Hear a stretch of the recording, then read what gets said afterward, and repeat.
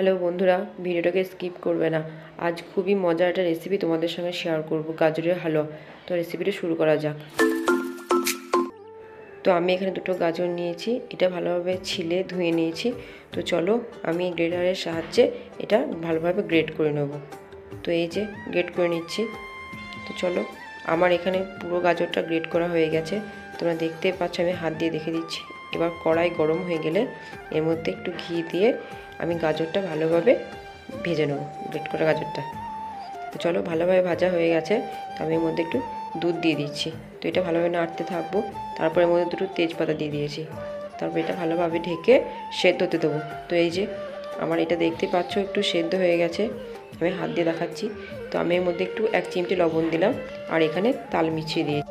যেহেতু এটা আমি বাচ্চার জন্য বানাচ্ছি তাই তাল মিছিয়ে দিয়েছি। তোমরা চাইলে এর মধ্যে চিনিও দিতে পারো এবং এলাচও দিতে পারো ফ্লেভারের জন্য। আমার কাছে এলাচটা ছিল না তাই দিতে পারিনি। এই যে আমাদের রেডি হয়ে গেছে।